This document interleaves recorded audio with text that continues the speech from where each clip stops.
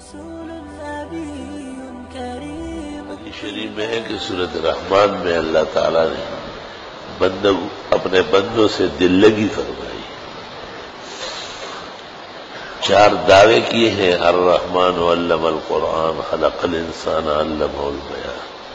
اللہ تعالیٰ بہت زیادہ مہربان ہے، سورت کو شروع مہربانی سے کیا، اور اس مہربانی کا مظہر یہ ہے کہ اللہ تعالیٰ نے قرآن مجید تعلیم فرمایا اور پھر انسان کو پیدا کیا اور اس کو بولنا سکھایا۔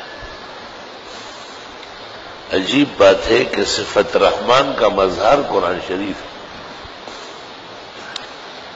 قرآن شریف کو اس لیے نماز میں پڑھا جاتا ہے کیونکہ اللہ کی عبادت کا بہترین ادا وہ نماز ہے۔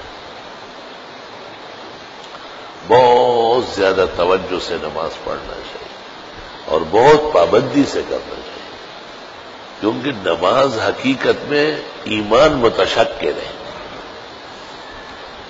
ایمان کو اگر شکل دے دیا جائے، پریکٹیکلی کر دیا جائے، اس کا وجود معلوم کیا جائے تو اس سے صلاۃ بنے گی، نماز بنے گی، فجر، سویرے، اذان، وضو، آنا جانا، بیٹھنا، انتظار کرنا، جماعت کھڑی ہونا، تلاوت ہونا، یہ جتنی ادائیں ہیں نمازیوں کی، یہ حقیقت میں ایمانیات ہے۔ بخاری نے کہا ہے صلاتکم اے ایمانکم، تو صلاۃ یہاں ایمان کے معنی میں ہے۔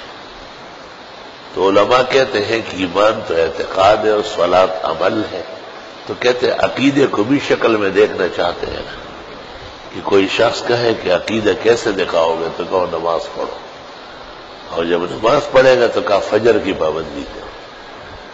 فجر اور چیزیں، ان قرآن الفجر کان مشہودا۔ ایک روایت میں ہے کہ صبح صبح ایک نور نازل ہوتا ہے اور وہ نمازی کے سر پہ اترتا ہے اور پھر پورے جسم کو اپنے لپیٹ میں لیتا ہے۔ سر کا دماغ صحیح ہو، آنکھوں کی روشنی بحال ہو، چہرے کی چمک دمک ہو اور عزت ہو، زبان گویا ہو، دل اور جگر کار فرما ہو، اعضائے رئیسہ احترام میں لگے ہوئے، ظاہراً باطناً جسم رواں دواں ہو۔ تو ہم کتنے دور دور تک جاتے ہیں امریکہ علاج کے لیے، برطانیہ اور جو بھی ڈاکٹر صاحب تجویز کرتے، اللہ حفاظت فرمائے۔ اور علاج خود جسم میں ہے، زندگی میں ہے، بس نفس اور شیطان کو ہٹا دینا ہے، دھکا دینا ہے۔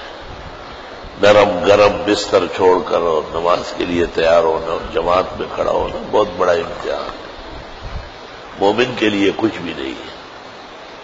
انہا لکبیرہ الا علی الخاشعین، خدا سے ڈرنے والوں کے لیے بہت آسان ہے، انہیں پتہ ہے قبر آنے والی ہے، حشر و نشر ہے، میزان ہے، ترازوی عدل ہے، پولیس رات ہے، بوقت مرگ کتنی گرانیاں ہیں، شدائد ہے، مصائب ہے، زندگی خود آزمائش ہے، تکلیفوں کا مجموعہ ہے۔ اللہ انجام بخیر فرمائے، عافیت خیر سگالی نصیب کرے۔ ان سب چیزوں میں نماز کو بنیادی حیثیت حاصل۔